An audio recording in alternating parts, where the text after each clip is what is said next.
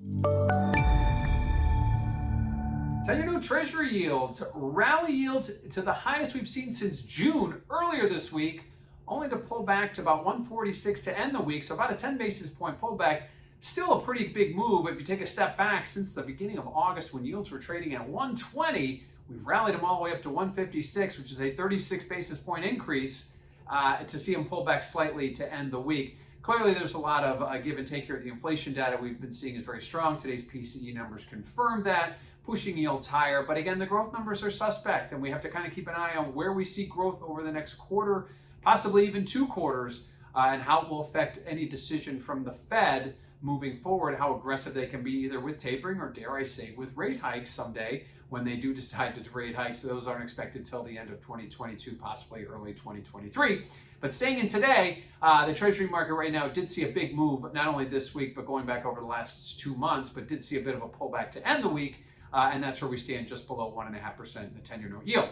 Now, what does this mean for volatility? Well, if you check out that CVOL index over at cmegroup.com, you will notice that volatility remains very directional with Treasury yields. We see Treasury yields go higher, as we did earlier this week. Volatility goes higher, and on a pullback, which we saw later this week, including today, we see volatility go lower. That continues to be the theme. Lastly, what do we have next week? Well, we've got the jobs numbers starting on Wednesday with the ADP numbers, Thursday with the claims numbers, and Friday with the all-important non-farm payroll number. Expecting the non-farm payroll number to be strong. We were expecting that last month. It didn't come in as strong as expected. This month, we're sort of looking at a similar picture. Last month, it came in at up to 235,000 new jobs. This month, we're expecting about 450,000 new jobs.